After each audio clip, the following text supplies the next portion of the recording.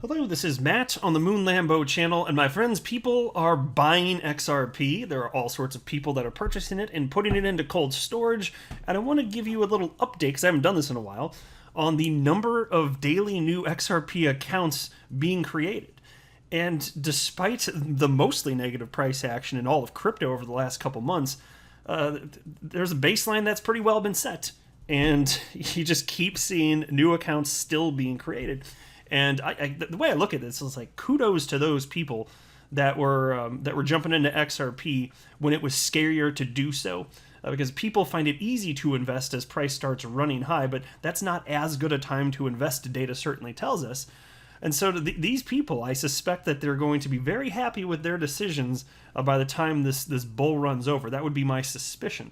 So I want to share with you some of that data. Also want to have a little bit of a discussion about the idea of XRP not having a genesis block. It's a topic I've talked about in the past, but somebody brought it to my attention, an interesting thread, and I wanted to highlight it for a number of reasons. But before going any further, I do want to be clear at the outset, I do not have a financial background of any kind. I am not offering financial advice, and you definitely should not buy or sell anything because of anything that I say or write. I'm just an enthusiast who makes YouTube videos about crypto stuff, but purely as a hobby, just for fun here. Now, as I record this, XRP is at $1.12, and within the last few hours or so, it got up to as high as $1.18. So we'll see where it goes, but my gosh, it was just, as I pointed out in another very recent video, XRP was at about 52 cents a few weeks ago. And so it's still up, even at this price, over 100%.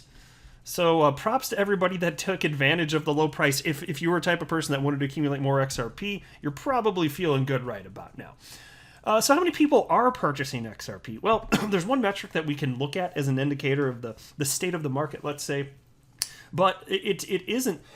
Excuse me, let me take a sip of water here. Sorry, guys. All right, we good. So this is not going to tell you exactly how many people are jumping into XRP, how many people hold it, but it's the best number that we have to work with, unfortunately. And so this would be the number of new accounts created on the ledger. And we can see the total number too. But here's the thing about it. I don't think that most people that buy XRP ever put it into cold storage. And so you look at all these like the thousands of people per day that are setting up new XRP accounts. I mean, I don't know what percentage of total humans that is jumping in XRP, because I think most people are just buying XRP and just keeping it on exchange. And so you can't look at total accounts on the ledger, even though it's a public blockchain. You can see how many accounts exist, but on the vast majority of exchanges, like if you go to purchase XRP on any platform, just about all of them actually, your XRP is actually going to be in a shared wallet. And there could be who knows how many people holding XRP within that wallet. And so that's why you have that little tag ID. If you've noticed that when you're purchasing XRP on exchange, you're like, what the hell is this tag ID? Well, that indicates your little, like, for lack of a better term, sub-address within the main address there. And so if there's like a crazy number of people utilizing each address on exchange, then we don't know how many people are in XRP unless there's a way that I'm unaware of to tabulate how many tags there are too. Now, if there is, please somebody tell me, because that would be an awesome number, and then we could probably start to crunch some stuff and get a rough idea of how many people are actually in XRP. But I'm willing to bet that it's a very small percentage that are actually setting up accounts. And so keep that in mind as I'm sharing with you these numbers. At the beginning of last year, 2020, on your typical day, you'd have maybe somewhere in the neighborhood of about 500 accounts, new accounts being activated. And now, if you look just yesterday, here's August 13th, for example, 2,604. So that's more than 5 times greater than what you would have expected at the beginning of last year. The day before that, August 12th, 3,279. So these numbers are already staggering because, like I said, it's not only a few thousand people that got into XRP that day. It's way, way, way more. Like, it could be, I don't know what the number is. I wouldn't be surprised if it's tens of thousands of people. And then when you have the greatest price action, the frenzy, that's when people FOMO in. And so if you look here, you can go back to like April when XRP was ramping up. Look at this. On this day, April 20th, 12,419 new accounts created. 12,419. And so what if it's only the case that like 10 million people, or not 10 million, what if it's the case that like 10%, I meant to say 10%, of people that jump into crypto, jump into XRP specifically, like, what if it is only 10% that actually go to the trouble of creating an account? And I'm not even convinced it would be that high. I'd be curious to see. Well, I mean, it could be the case that on a day like that, you're talking about, like how many people then? Like 100,000 people in a single day jumping on board XRP, perhaps for the first time. It's certainly plausible. But see, that's why, like, you just wait. When XRP starts running up to its all-time high again, and then enters price discover, like, these numbers, it's gonna be tens of thousands of people per day just setting up accounts, and you can imagine what that kind of pressure is gonna do in terms of upward price action. So that's what I'm waiting for. And it is interesting to see, like, lately there's some lower days here while price has been suppressed over the last couple of months. Like June 19th, I just picked a random day, 1,606 accounts created. Well, still, that's more than triple what you would have expected at the beginning of last year. But sometimes you get this, like I said, here's August 11th, 3,477. So that's that's about 7 times as many accounts as was created just a year, a little over a year and a half ago. Like, people are pouring into this, and so all the people, even if they don't have their own cold storage account, they're still absolutely impacting the price of XRP. There's still a lot of buying and selling pressures right there, and there are currently, as I record this, a total of 3,224,356 XRP accounts in total. Now, before XRP started running, the last market cycle, so it was still about 20-something cents mid-December-ish, there were only a little shy of 700,000 accounts total, about 700,000 before XRP went on a tear. And again now, a little over 3.2 million at the time I record this. But by the time, last market cycle, by the time XRP finished its run, about 300,000 new accounts were created. So it went from about 700,000 accounts to about 1 million accounts in the span of about 2.5 weeks. That's astonishing. Now, this cycle's bigger. There are going to be more people pouring in. So, like, the fact that there are 3.2 million accounts in existence, that's going to ramp up, like, insanely. I firmly believe that. And again, just because 300,000 accounts were created in the span of about 2.5 weeks last market cycle, it doesn't mean there were only 300,000 new people. There were probably way, way, way more than that. Perhaps in the range of millions. That would make more sense to me. And then there was this also. A shout out to XRP Crypto Wolf for sending this my way. Sent this to my Twitter inbox right here. And it actually comes from Binance. It's their blog here. And I just wanted to highlight one bullet point because, look, to be clear, the best estimate we can make, because we only have the information we have about in terms of the number of new accounts created. We don't know how many humans that is. But if that's all you're looking at, then by the time XRP ran up to about $4, you're looking at 0.001% of all humans on the planet having ever held XRP at any point in time, by the time it ran up to close to $4. And so the fact that so few humans on the planet could have been holding XRP but still push the price of that high, that's incredible. Like, to me, that's a good reason for excitement. And so there aren't that many people in crypto, and there's even fewer in XRP. So, like, if you hold XRP, you're part of a very small crowd. Fine, even if it's millions and millions of people, that's a small percentage of humans. Almost no human on the planet is in XRP, and that's great. Like, to me, that represents so much opportunity because I think more will get it. Like, way more people will get into it. And so there was this. This is titled "The World Goes Crypto: Top 5 Countries Adopting Crypto and How BUSD Helps." And I just want to highlight one bullet point. I don't want to go through this whole thing. And so here it is, though. With around 300 million users as of 2021, crypto is more ubiquitous than ever. That being said, there's still plenty of room for crypto to grow and spread worldwide. Despite the growing numbers, 300 million crypto users is only 4% of the world's population. Yeah, so assuming there's 7.8 billion people on the planet, which is the best estimate, that means a little shy of 4% of humans on the planet have ever held crypto at any point in time. And so then you look at XRP, and if we just go by the 3.2 million accounts, my gosh. So what are you looking at there? Like 0.0032% of humans have ever held XRP. 0.0032%. Now, it could be a lot higher than that. Maybe it's tenfold that, but I don't have data to know that. So what can I do? I can only work with what I have. But if we could find out how many tags are in existence, if somebody knows how to do that, if there's a way, now that would be fascinating. There probably is. I mean, it's a public ledger, so you would think that there would be a way to do that. I should start poking around. I really haven't asked anybody, because there are all sorts of people that would be knowledgeable on a topic like that. That's just not something I'd know off the top of my head. Maybe there's all sorts of developers out there that would know. But that would be the best way to get an idea of how many people actually hold it. But outside of that, yeah, and even then, it's still, even if it's 10 times, that 0.0032%, which is the best estimate I can come up with. Even if it's 10 times that, that's still almost no one. Seriously, that's why it's so exciting to see how high XRP has already run. Looking at where the price is today, it's only at $1.12 as I record this. There's just so much room for growth. I'm so excited to be in crypto right now. This is the greatest gift that could ever be given to people financially, anyway. Like living in this time during this adoption, because once it's way more globally adopted, the multiplier effect will be substantially diminished, because it'll take that much more money to come in just to get a doubling effect, right? But now the markets are so illiquid, XRP is so illiquid, that it doesn't take much money flowing in to have these crazy multiplier effects. That's why it's exciting, right? And so here's a tweet from Pompous Maxi on Twitter, and wrote the following, and I actually do want to talk about this. Wrote, "Hey Matt, I know you made a video about this recently, but I don't think you covered these details. It started with this irritating thread, and XRP Dev took notice." And so I do want to pull up the thread, but also I want to give a shout out to XRP Dev, who is running an XRP-centric YouTube channel, and I'd encourage you, if you want a good subscribe, maybe you haven't checked him out yet, I'd encourage you to give it a whirl. He's very tech-oriented, and the first time I came across him, it was a little over 2 months ago, and he made a video that I found very helpful for claiming my Spark tokens, and so I gave him a shout-out back then.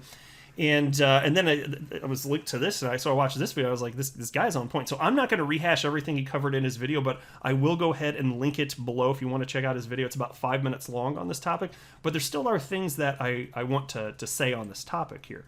So I wanted to jump into this thread. But yeah, XRP Dev, just type in XRP space DEV into YouTube, and it'll pop right on up.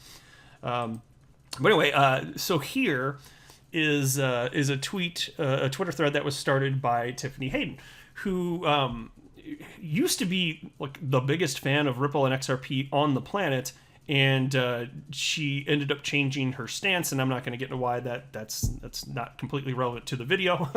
And also, even though she's no longer a fan of XRP, like I've said before, if you agree with me or disagree with me on crypto, that does not determine whether or not I think you're a good or a bad person, so that doesn't factor into me at all. The fact that she's no longer a fan of XRP does not, that fact there, does not impact what I think of her, period. I just don't operate I don't like people that operate like that. If anybody thinks poorly of me because I like XRP, that's dumb. If I were to think poorly of somebody because of their crypto of choice, I think that's an unsophisticated, Neanderthal way of approaching life.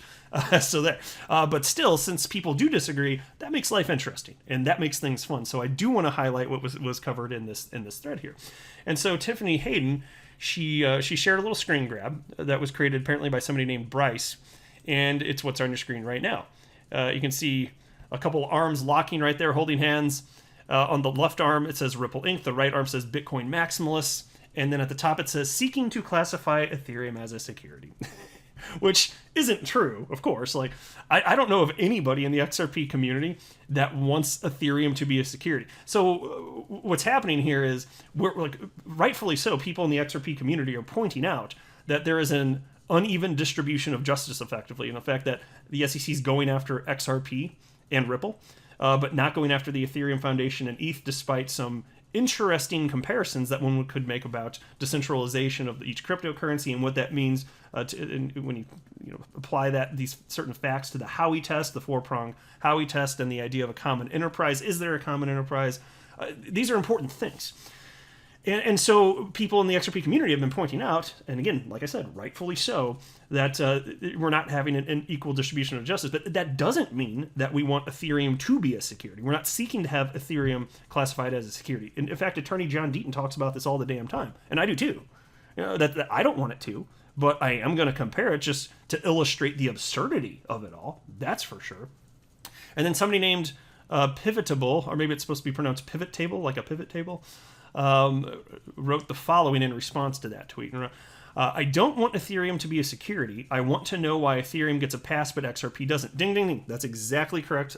Same here. I feel exactly the same. I don't think Ethereum today is a security. I don't want it to be classified as one, but I would like an equal distribution of justice. Is that too much to ask? Apparently. And then he wrote, I want market participants to be able to know what is or is not a security without a lawsuit as the determining factor.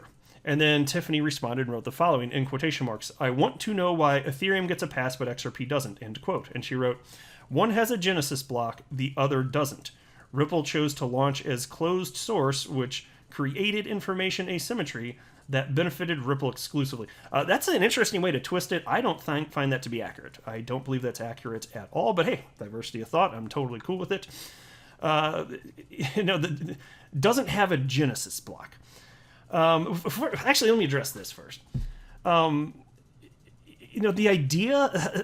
The idea of there being or not being a Genesis block is not part of the Howey test in determining whether or not something is a security. So that is a little off topic, I must say. But what she's getting at is the fact that there are over 32,000 lost blocks, ledgers. And so let me read a little bit further, and then I'm going to address this. But at this point, Pompous Maxi jumped in and wrote the following to Tiffany Hayden. "Straw man argument. One had an ICO, the other didn't. Literally the main aspect that the SEC claims to make an orange or cryptocurrency a security." Yeah, and so, of course, Ethereum did have an ICO.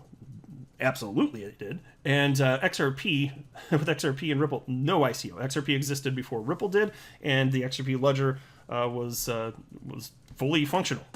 So like it's not so like with the ICO with Ethereum, money was invested so that the people at Ethereum could make Ether. That's what the money went to, right? And so Tiffany Hayden responded to that and wrote, "There isn't missing information on Ethereum. Everybody has had access to the same information, unlike with XRP, where only Ripple knows what happened during the first 32,000 ledgers. The data in the first available ledger cannot be verified." And so it is true that over 32,000 ledgers were lost. Now, this happened during beta testing for the XRP ledger. It was not live. There were no real-world consequences of this. The XRP ledger was being tested. A bug was discovered, and that's the purpose of doing testing. And then they fixed the bug. And the XRP ledger, while it was being created, it had been reset so many times, but they didn't necessarily reset it every time a bug was discovered because it wasn't necessary. And so they didn't know moving forward that that would be the final version of the ledger. But in hindsight, yeah, if they knew that was going to be it, they probably just would have reset it. But it doesn't change the fact that there was a bug, and then all of that ledger information was lost while it was still in beta. And so whether or not that 32,000 number was literally reset back to zero, or it wasn't, it doesn't change the fact that the information's still lost. It's gone forever. And so the starting point was the same ledger, whether you call that ledger number 1, or whether you call it 32,000, or whether you call that ledger 1 million, it doesn't matter. There was a bug during beta testing. Ledger was not reset, but had it been, we would have still had the same information moving forward. So to me, it's a point that's completely irrelevant. It simply does not matter. Tiffany then followed up with the following. She wrote, "Ever since I noticed that Ryan Fugger was sending Ripple domains to BitPay before Ripple, I think those missing ledgers matter more than ever." And then she shared this tweet that she wrote on August 3rd, where she wrote, "This is the earliest BitPay reference yet, September 2011. The CEO of BitPay registered the domain ripplecoin.com, and it looks like BitPay still owns it, which is confusing because Ripple's attorney sent out letters years ago to anybody with a Ripple domain claiming infringement."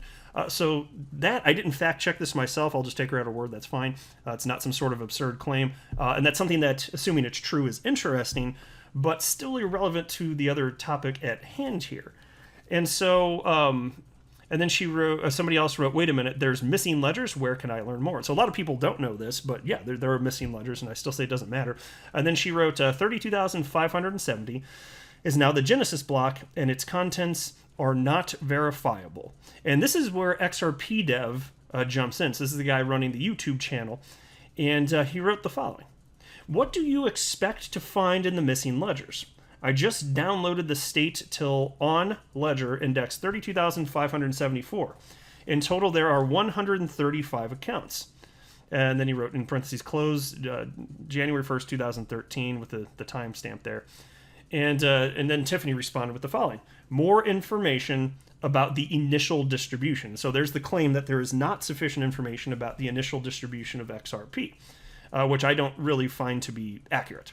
XRP Dev responded with the following facts, and along with an address, mind you. looks like Ripple, 80 billion coins, which we already knew. Chris Larson, 8.18, I'm rounding the number, 8.18 billion.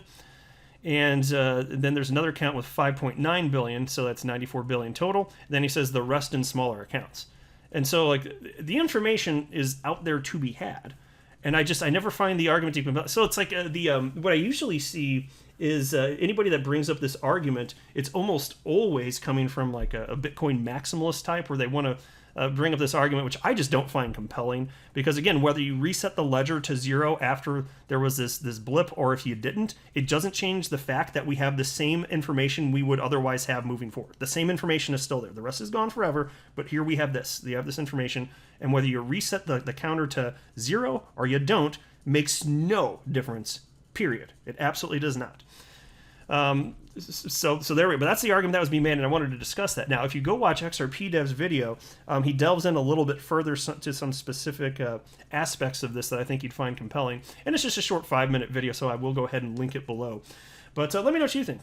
I'm just curious. I just think it's a fun topic for conversation here, but I'll wrap up. I am not a financial advisor. You should not buy or sell anything because of anything that I say or write. That would be a very, very, very bad idea. Until next time, to the moon, Lambo.